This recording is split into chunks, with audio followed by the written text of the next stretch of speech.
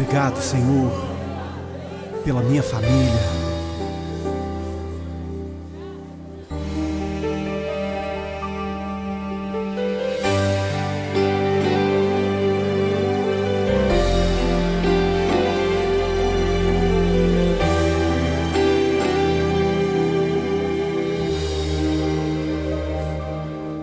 Te agradeço pela minha família e por tua presença no meu lar. Te agradeço pelo pão de cada dia que o Senhor nunca deixou faltar. Te agradeço pela nossa harmonia. Só em Ti, Senhor, podemos confiar. Já te agradeço pelas Tuas maravilhas e os milagres que ainda há de operar. A minha família é bênção do Senhor. Me ensina a tratar minha família com amor. Edifica minha casa para o Teu louvor. A minha família é um presente do Senhor.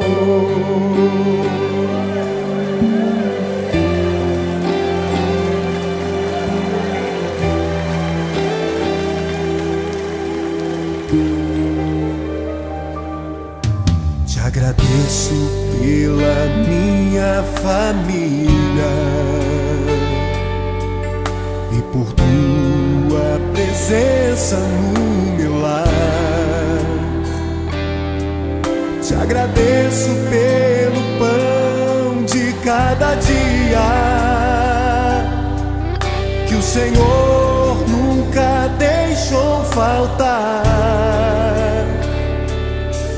Te agradeço pela nossa harmonia.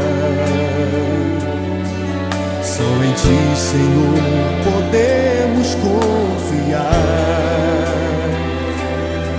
Já te agradeço pelas Tuas maravilhas e os milagres que ainda há de operar. A minha família é bênção do Senhor.